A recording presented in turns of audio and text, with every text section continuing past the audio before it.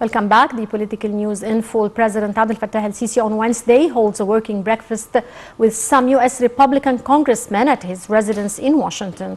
The meeting with Republican congressmen from the U.S. states of Kentucky, Texas, Ohio, and South Carolina comes at the start of the president's activities in the U.S. Capitol, where he arrived on Tuesday to participate at the U.S.-Africa Summit. Presidential spokesman Bassem Radi said the president will also hold a meeting at his residence with members of Egypt's Friend Group at the U.S. Congress from both the Republican and Democratic parties. The president is scheduled also to meet with Secretary of State Antony Blinken at the Washington Conference Center today.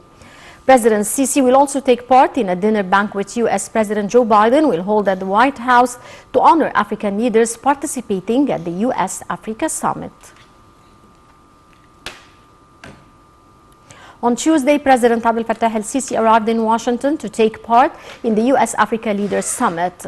Presidential spokesman Bassem Radi said that President Sisi intends to focus on the issues that concern African countries in light of the current international challenges. In addition, the president will take part in the U.S.-Africa Business Forum, where the U.S. president will deliver keynote remarks. The president will also underscore the importance of boosting African-American partnership to confront food security crisis and the need to facilitate the emergence of African countries into world economy. The spokesman added that the president's agenda includes meetings with several U.S. senior officials to discuss means of boosting bilateral cooperation. President Sisi will also hold talks with a number of world leaders on the sidelines of the summit.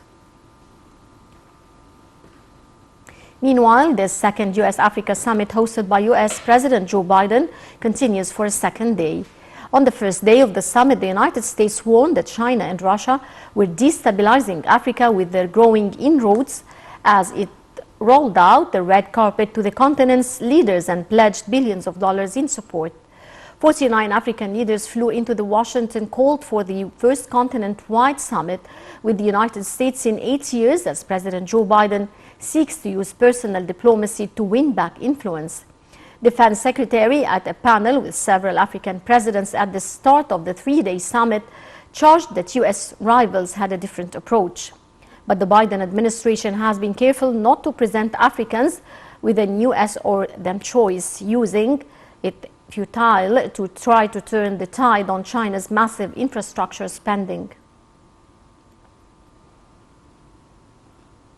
IBDA's company, the executive arm of the presidential initiative to develop Egyptian industry, signed an agreement with Copercy, the largest Spanish firm in the field of natural gas, on Tuesday on establishing the first factory or natural gas safety valves in Egypt.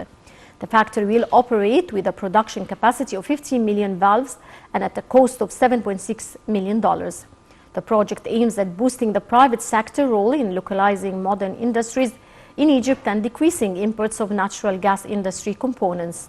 The factory will be inaugurated on next April in 2023 in cooperation with both French Electric Company and El Arabi Group. Ukrainian authorities reported explosions in the capital Kiev on Washington, saying 2 administrative buildings were hit